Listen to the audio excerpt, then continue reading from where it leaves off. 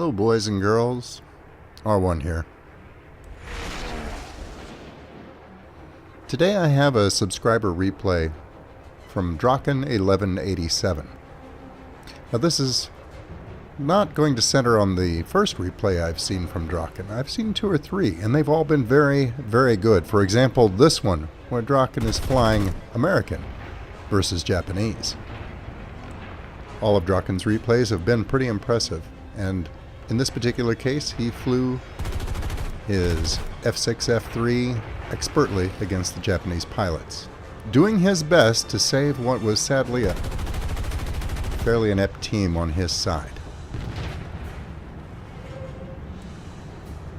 Now by the end of this particular replay, well, anti-aircraft took down a few pilots, but for the most part, most of this match was Draken1187 versus nearly the entire Japanese team. And he won. So it surprised me when Draken let me know that flying against the Japanese really wasn't his preference. He much preferred to fly for the Japanese. So when Draken sent me this replay, featuring him flying a J7W1, I was delighted. I love this airplane anyway, and I wanted to see what Draken could do with it. He did not disappoint. I also was thrilled to get this replay because you just simply don't see the J7W1 featured in very many videos, so this will be something of a treat. Especially since this replay features not one J7, but 2.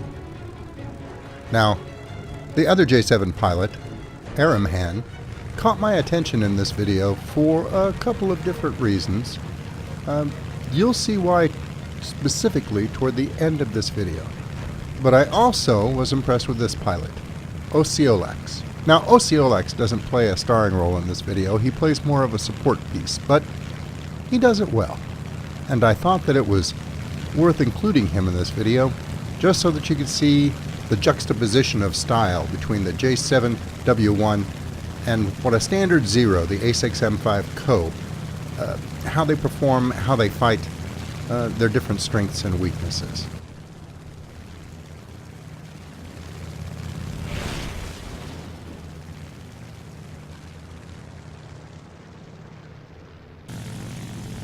Now while a standard Zero tends to excel at lower level combat, the J7 is a different story.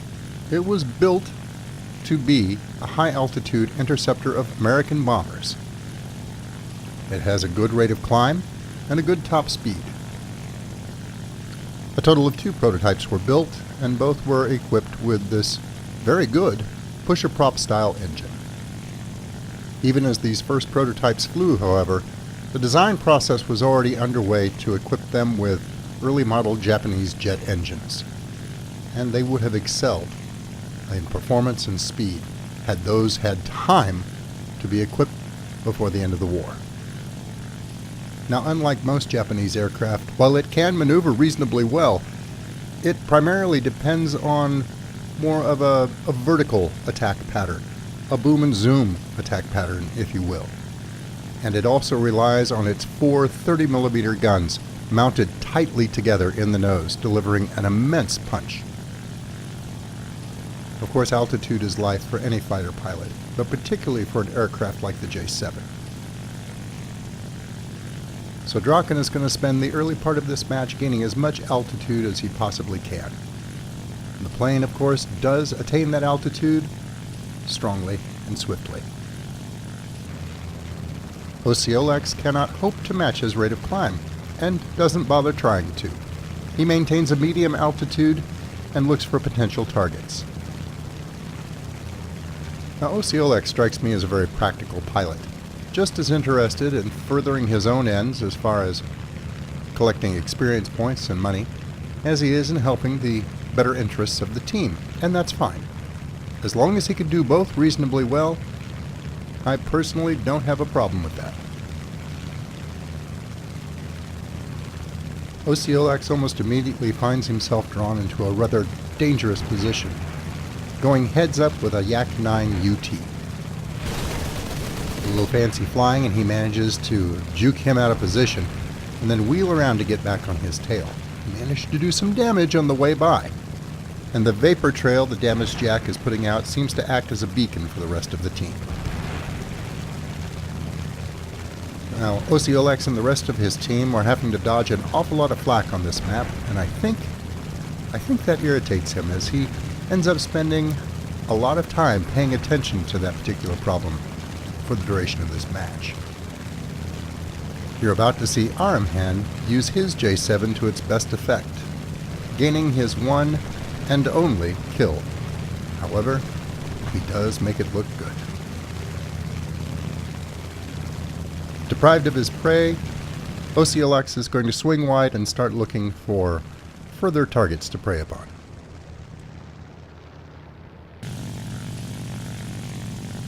Draken has finally managed to get to an altitude that he's comfortable with. In this case, somewhere between 4.5 and 5 kilometers above the battlefield. There's been a premium Spitfire that's been worrying him throughout this match that is at extreme altitude. As it turns out, it isn't something he ends up having to worry about. By contrast, Osceolex is hugging the earth. He's heading in the direction of the combat, but he's not above picking up a little spare experience and money along the way. High overhead, Draken is now scanning for targets. He's got an excellent vantage point over the battlefield, and he selects his first victim, a Yak 9P. He dives almost vertically. The J7 can handle it, and it very quickly picks up a tremendous amount of speed. However, he remains in control as he approaches his target and brings those 430mm cannons to bear with a quick burst that ends the engagement almost before it began.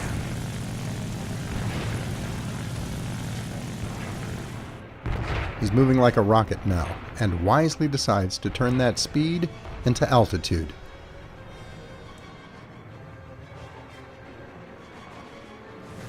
He'll zoom climb up to about 3 kilometers before he levels out again.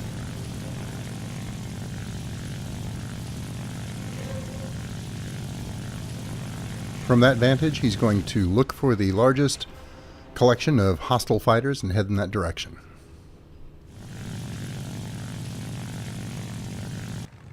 Osceolex, on the other hand, is keeping his speed purposefully low so that he can line up on the ground targets that he's busy eliminating from the battlefield with greater precision.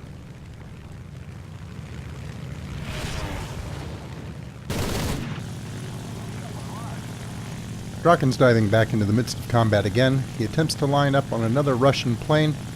Unfortunately, is just off slightly and is unable to secure the kill this time. He's going to execute a short vertical maneuver, keeping his speed up and come over the top, prepared to dive right back through the middle of the pack.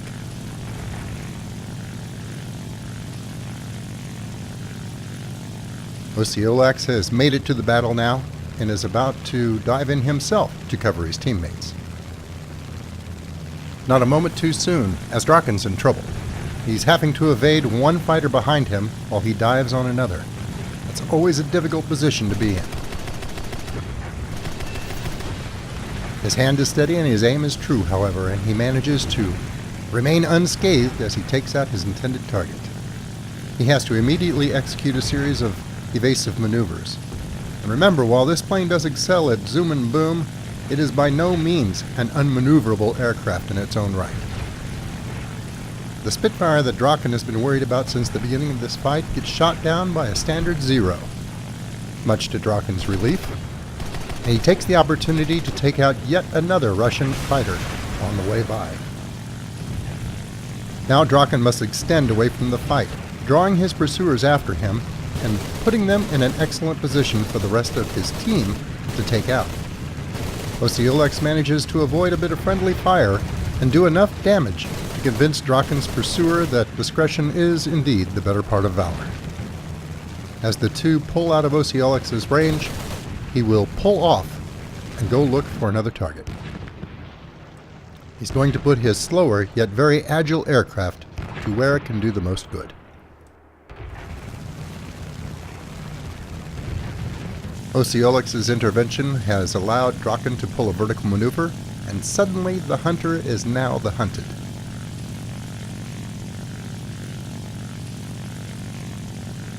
He's going to make a dive to pick up speed, do a quick evasive maneuver here to avoid an incoming IL-10, and then come up to pick off one of his former pursuers.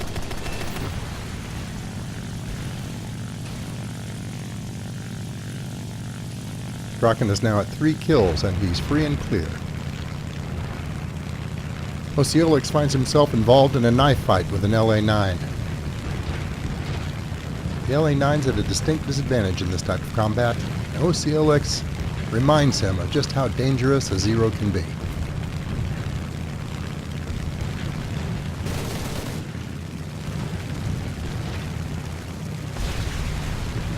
Scratch 1 LA-9.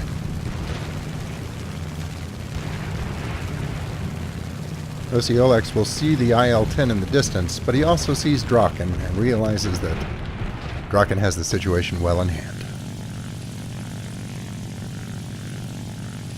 At this point, the IL-10 pilot has to realize that he's doomed. He's going to do everything he can to maintain range, but he's in a much slower aircraft. Sure, an IL-10 is very tough, but very little can stand up against the concentrated firepower of 4 30mm cannons.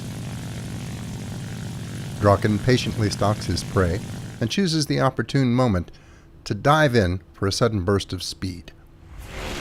He's going to use this speed to dive beneath the belly of the IL-10 so that the rear gunner cannot effectively draw a bead on him, and then pulls up at the unprotected belly of the Russian aircraft. First burst is a near miss, but he's easily able to compensate and blows the IL-10 in half with 2 carefully aimed bursts.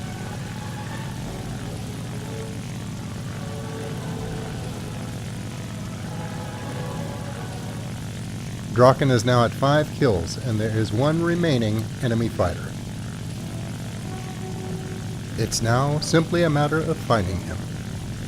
So he and his fellow J7 pilot begin the hunt, searching in the general direction of the enemy base. Draken again begins to gain altitude in preparation of the inevitable upcoming battle.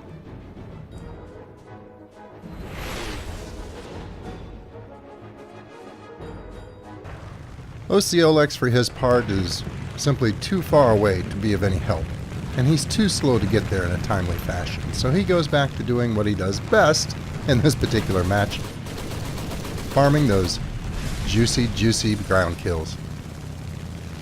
At this point in the match, I really can't blame him. He just can't do the team any more good in this particular plane. It would be over long before he got there.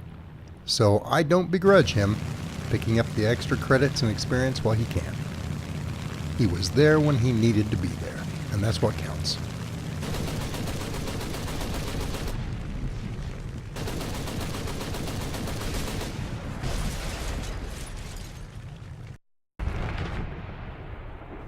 Now, Draken has been busy flying a search pattern in the general direction of the enemy base, searching high and low, and in the distance he sees his fellow J7 pilot heading directly for the enemy base, and he, I think, presumes that Arimhan knows something that he doesn't know.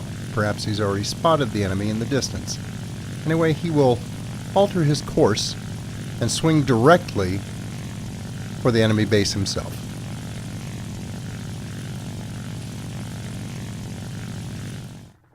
While we're on the subject of Arimhan, I mentioned earlier that there was something that drew my attention to him in this match, other than the kill he got a while back. There was something that simply puzzled me about the end of this match that I had to go and check out to find out what exactly happened. Now, this is Arimhan. He is well in advance of Draken and has already made it to the enemy airfield. And I had fully expected him to end up getting the final kill of this match. But that didn't happen. And for a while, I couldn't figure out exactly what did happen. So I had to include this just to show you. Now, Arimhan has proven himself to be a competent pilot. He's done well, and he was mixing it up with everyone involved earlier. He got his kill. He made some very aggressive passes against the enemy. But as he gets over the enemy airfield, he noses his plane over and heads into a dive. Now, I know for a fact that the enemy plane is very near at hand. I'm thinking, well, he's just building up speed. He's diving down through the heavy wall of flak coming up from the airfield. Maybe he just gets shot down. Or maybe he makes a miscalculation at low altitude and noses into the ground. But neither one has happened. He simply goes AFK and dives straight into the ground. I have no idea what happened. Maybe he got an important phone call, but it was very unfortunate for him because he could have picked up an extra kill.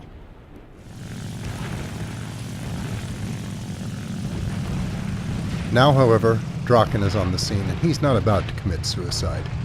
He gets in the perfect position above the enemy yak, dives, brings his nose around, and blows the tail section out of the yak, providing a clean, if fiery, death for the Russian pilot. Yes, Draken and Ociolex, they both deserve a little celebratory role as they finish this match. It was a good one. As it turns out, the evening that I sit here putting the final edits to this video, it is indeed Ranger One's birthday. And somehow, that just seems fitting, because this match was a gift that I prefer to share with everyone. Thanks a lot for turning in this match. It's much appreciated, Draken. As for the rest of you, until I see you again, good hunting.